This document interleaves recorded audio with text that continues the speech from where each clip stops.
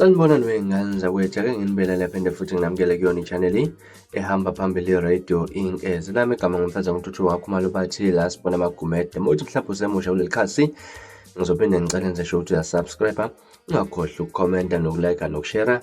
Okuyikhona okukhulu kunakho konke wey'ngane zakwethu, kuvele bekungaziwa ngozakhela udumo emkhakheni wokulingisa emidlalweni yomoya nethelevishini uMartin Ziqubu enkonzweni esikhumbuzo sakhe besezindlini zokusakaza SABC eThekwini. Obengumngani wakhe futhi onguzakwabo kaZiqubu oneminyaka engu-68 emkhakheni wokulingisa uMzindlovu oneminyaka engu-37. Uveze ukuthi umufi usinde ezigamekweni eziningi okubala kuzona ezokushisela umuzi eMnambithi nesokuhlaselwa izikabe eyayimzingela. Uqhuba uNdlovu uthe uZiqubu benabantu abadala kangangokuba kubekwazi ukubona into engakamehleli futhi enesiphiwo sokuchaza amaphupho.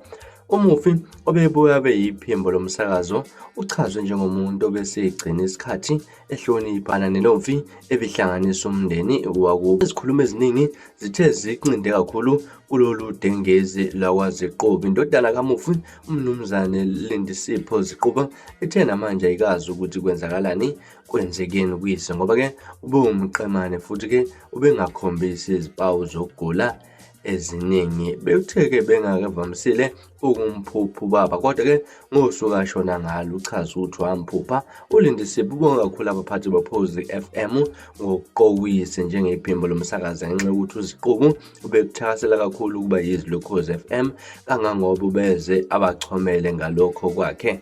Umphathi wokhozi FM Mnumzane Lazi Mthabele uthe-ke sebelahlekelwe kakhulu ngabasebenzi kulesi siteshi.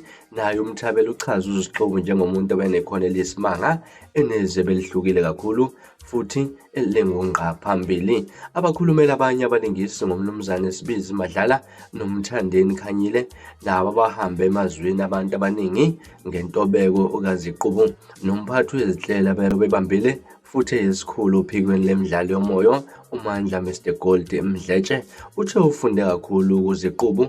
Uhlelo beluphethwe umfundisi Lungisani Simelane, izwi beliphethwe umfundisi Sipho Sigqameza Mbatha nomfundisi uMumbo Mkhize. Bebecula nguSigwili Zuma, uSebenzuza, uMpumi Hlabisa noBingelela Mpanza. Kubantu ababahambelele inkonzo kubala kubona uVela Xulu ongumphathi wezwi loMzansi FM, abasakazi bokhozi FM uThokozani Mamkhize Ndlovu, uNosipho Zulu, uJatha Ngobe, uLihlophe kanye futhi-ke nabanye. uZiqubu uhambe emhlabeni ngoLwesine oledlule emva kokuxina ukugulu. Uzofihla emathuneni asePhoenix ngomgqibelo emuva kwenkonzo ezoba sesontweni iChrist Msindisi Roman Catholic Church esigameni saka-J kwamasho ngo-9 ekuseni. Umufi uzakhela udumo emidlalweni yomoya kusukela ngo-1991, ikakhulukazi ukulingisa indawo kaNgqongqo kwiKusakusa neGombela kwindandatho yesithembiso. Ngonyaka ka-2018 ubeselingisa emidlalweni ethelevishini okubala kuyona Imbewu,